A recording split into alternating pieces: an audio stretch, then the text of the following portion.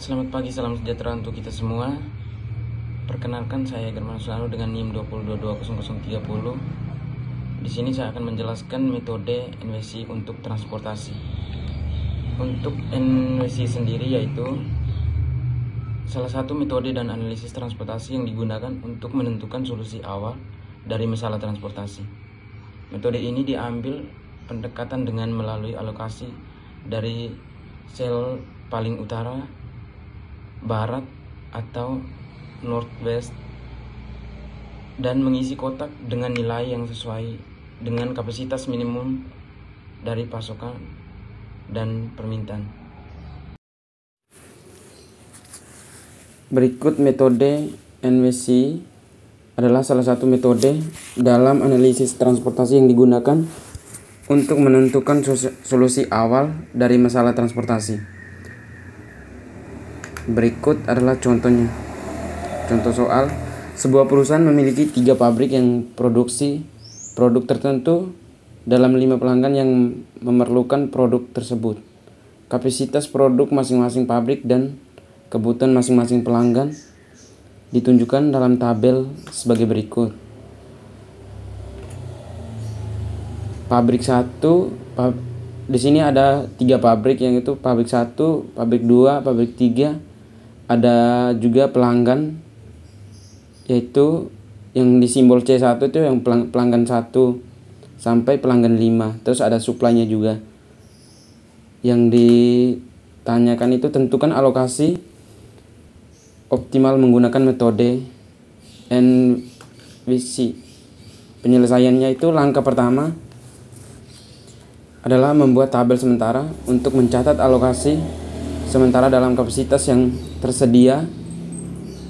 Tabel tersebut terdiri dari 5 kolom untuk masing-masing pelanggan dan 3 garis untuk masing-masing pabrik.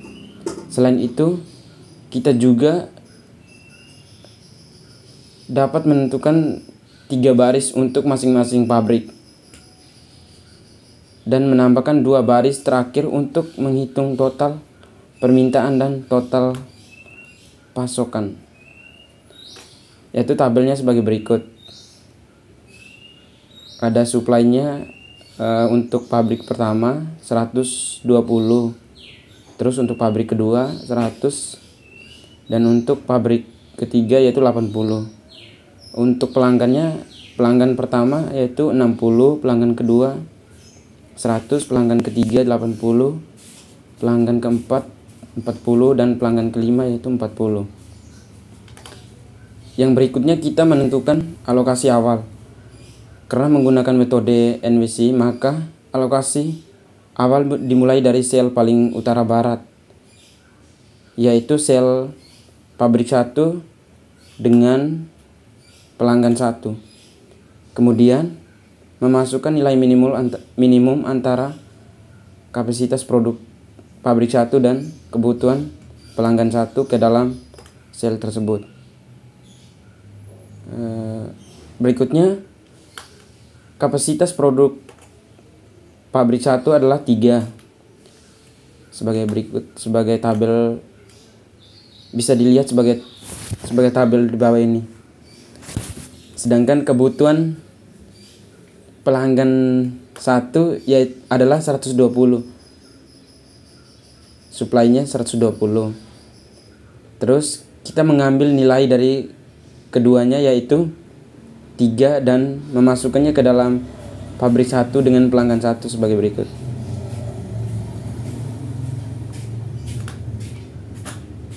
Lanjut.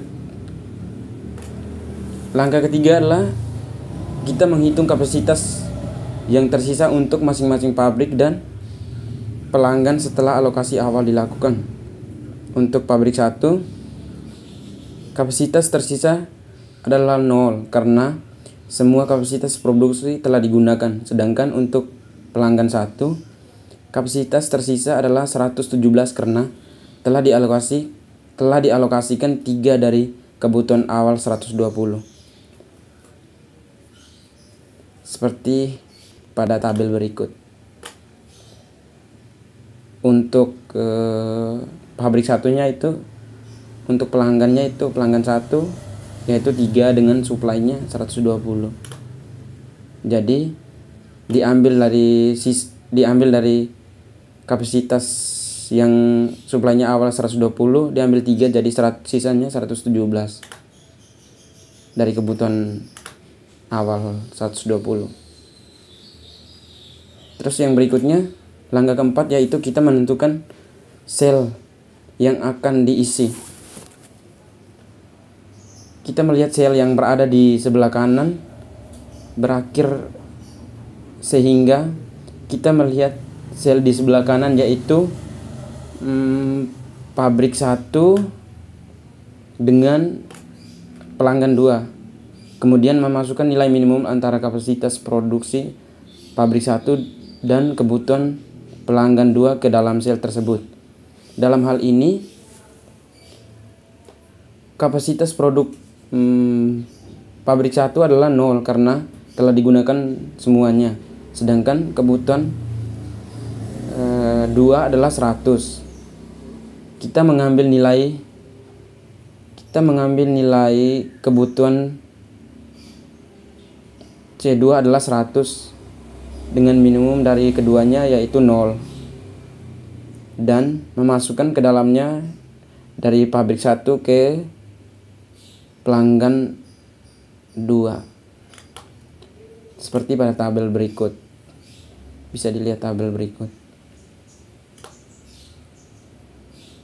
Yang berikutnya, langkah kelima, yaitu kita menghitung kapasitas yang tersisa untuk masing-masing pabrik dan pelanggan setelah alokasi kedua dilakukan. Untuk pabrik 1 kapasitas tersisa adalah 0 karena semua kapasitas produksi telah digunakan. Sedangkan untuk pelanggan 2 kapasitas tersisa 100 karena telah dialokasikan 0 dari kebutuhan awal yaitu 100.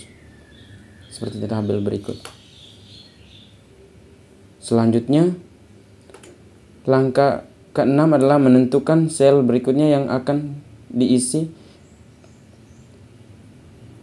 Dalam hal ini, sel terakhir yang diisi adalah pabrik 1 dengan pelanggan 2, sehingga kita bisa melihat seperti tabel sebelumnya, melakukan seperti hal sebelumnya, seperti ini.